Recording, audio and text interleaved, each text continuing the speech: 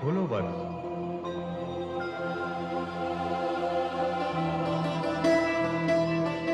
मैं ब्रह्मा हूं वर, बोल तुझे क्या वर चाहिए।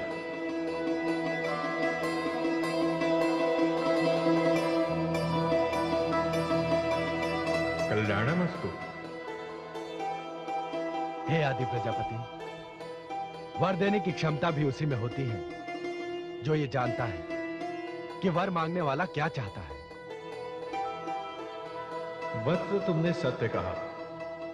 अपने पूर्वजों के उद्धार के लिए तू देवी गंगा को धरती पर लाना चाहता है। जा, मैंने तुझे वर दिया।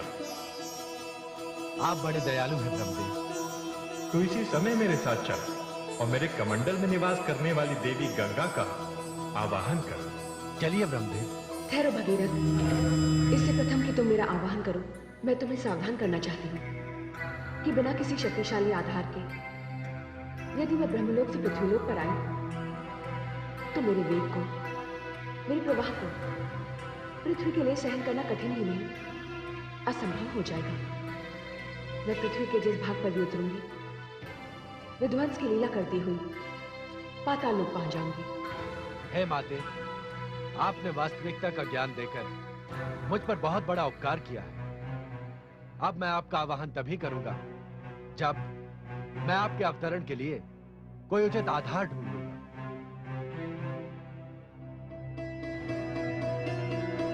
आयुष्मान भव।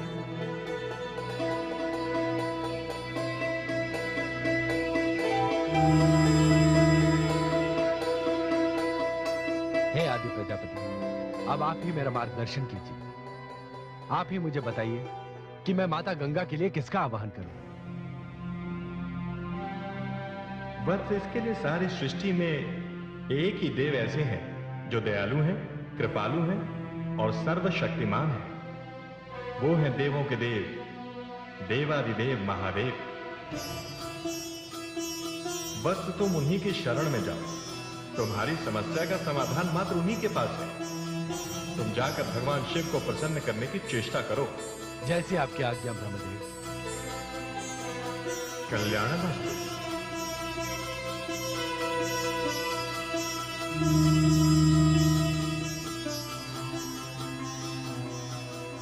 हे भोले शंकर, हे महादेव, मैं आपकी शरण में आ रहा हूं।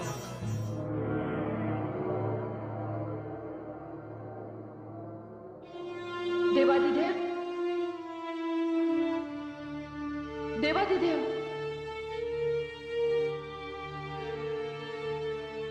देवादिदेव। क्या बात है महादेवी? हे प्रभु, मेरा भक्त भगीरथ आपका आह्वान कर रहा है। उसने अन्न जल का त्याग कर दिया है। प्रभु, उसे दर्शन दीजिए प्रभु।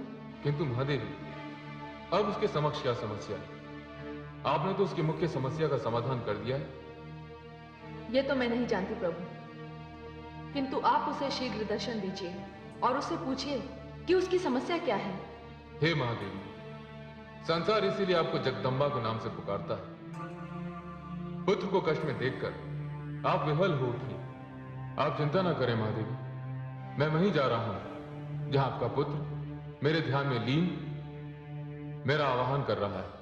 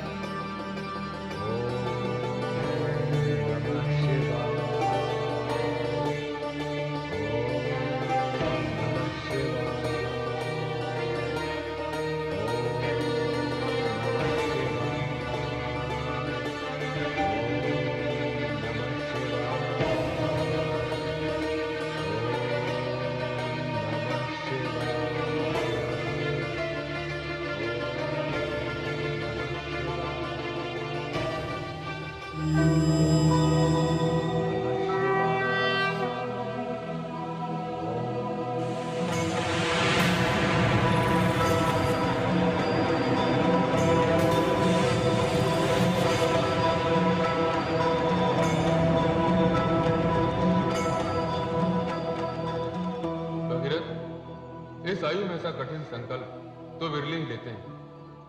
आंखें खोलो पुत्र। प्रभु,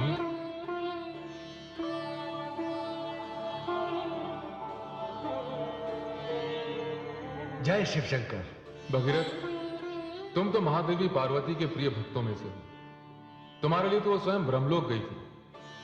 कहो वत्स, तुम्हें मुझसे क्या वर चाहिए? हे प्रभु, हे देवाधिदेव, आपकी कृपा के बिना तो मेरा पूरा प्रयास ही निष्फल हो जाएगा। प्रभु, माता गंगा पृथ्वी पर आने के लिए तत्पर है।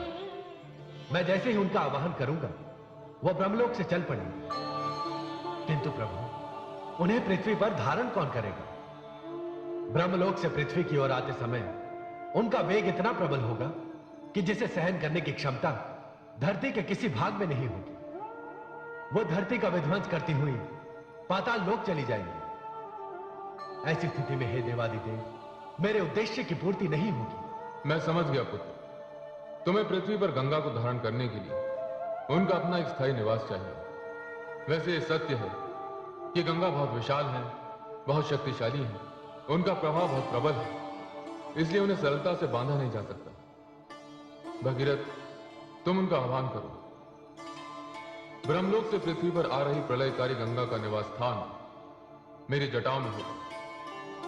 मैं उन्हें अपने मस्तक पर रोकूंगा। आप धन्य हैं प्रभु, आप धन्य हैं। आपने मुझ पर, मेरे कुल पर और मेरे पूर्वजों पर बहुत बड़ी कृपा की है। मैं माता गंगा का आह्वान करने जा रहा हूं प्रभु।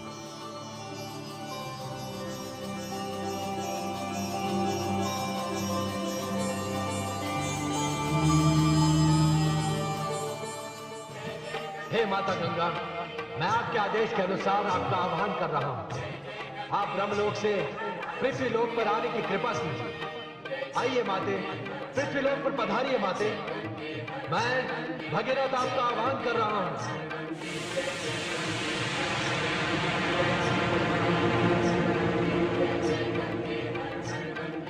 हे आदि प्रजापति, मैं धरती पर जा रही हूं। आपने इतने समय तक मुझे आश्रय दिया, इसके लिए मैं आपकी आभारी हूं। प्रणाम।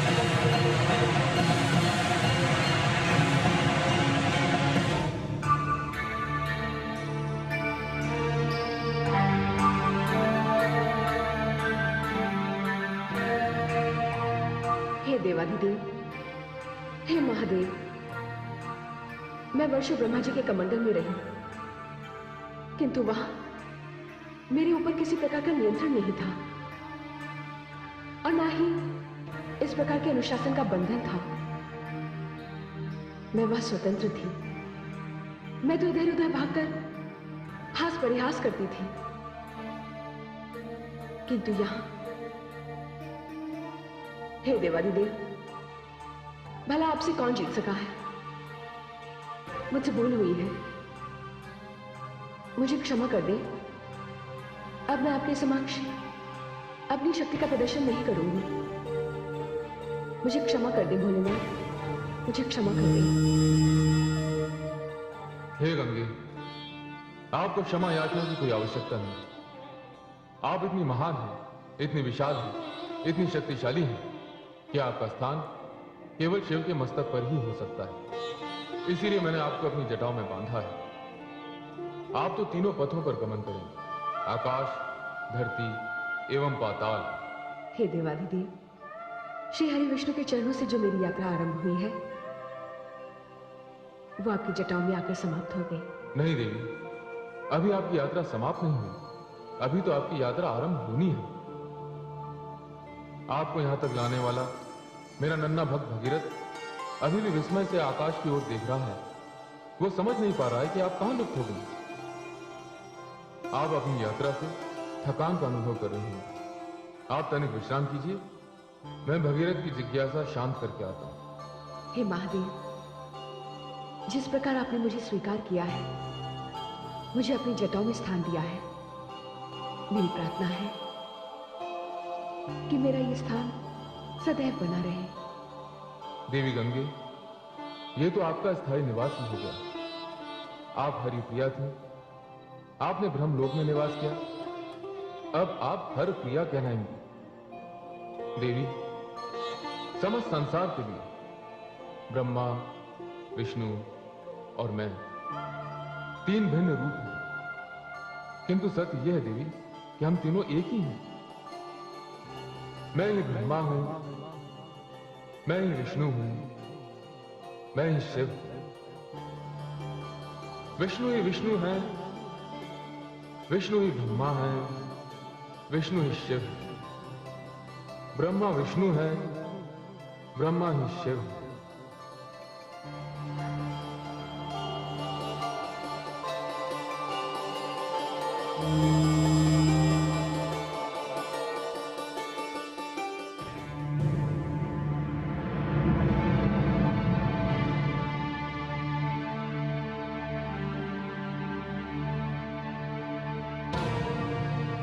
हे माता, मैंने माता गंगा को आकाश से उतरते देखा। प्रभु का यह विराट रूप, अपने देवाधिदेव की सारी संसार में फैली इन जटाओं को मैंने नेत्रों से देखा। किंतु माता, उसके पश्चात माता गंगा कहां लुप्त हो गई, यह मुझे ज्ञात नहीं। पुत्र भगीरथ, इसका ज्ञान तो केवल देवाधिदेव को है। हे माता, मैंने प्रभु का यह विराट रूप पहले कभी नहीं देखा। अपने इस पुत्र की ओर से आप ही देवाधिदेव को मेरे इस प्रश्न का उत्तर देने को कह सकती हैं। पुत्र भगीरथ, देवी गंगा के लिए तुमने मुझसे जिस आधार की प्रार्थना की थी, वो आधार मैंने उन्हें दे दिया। इस समय देवी गंगा मेरी जटाओं में है। यदि मैं अपनी जटाओं को इतनी विशालता नहीं देता, तो देवी गंगा के वेग को रोक पाना असंभव होता।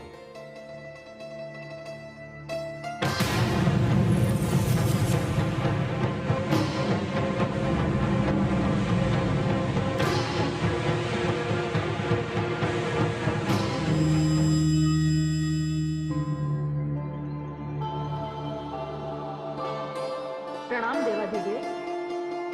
हे देवाधिदेव, पुत्र भगीरथ अपने पूर्वजों के उद्धार के लिए गंगा को अपने साथ ले जाना चाहता है। अब आप ही इसे बताइए, यह कैसे संभव होगा? पुत्र भगीरथ, मैंने तो केवल गंगा को धारण किया, परंतु इस पृथ्वी पर गंगा को ला रहे हैं। तुम्हारा यश, तुम्हारी कीर्ति इस संसार में सदा के लिए अमर रहेंगी। गंगा तुम्हारे साथ जाएंगी।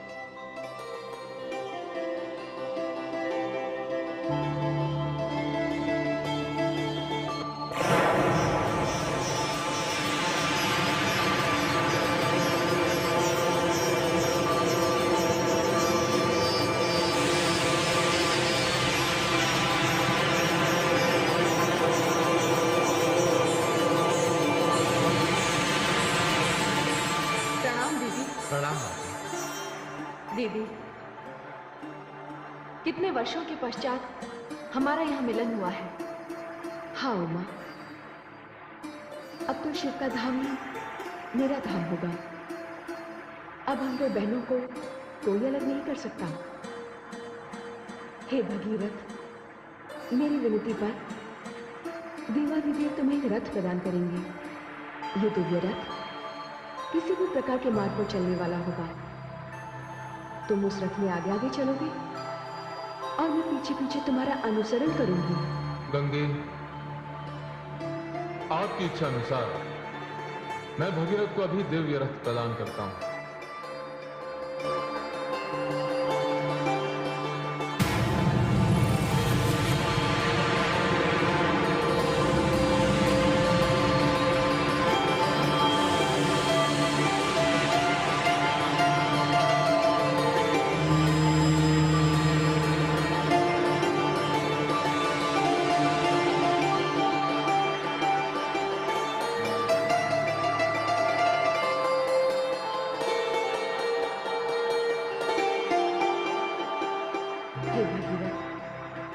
ये दिव्य रथ तुम्हारा है।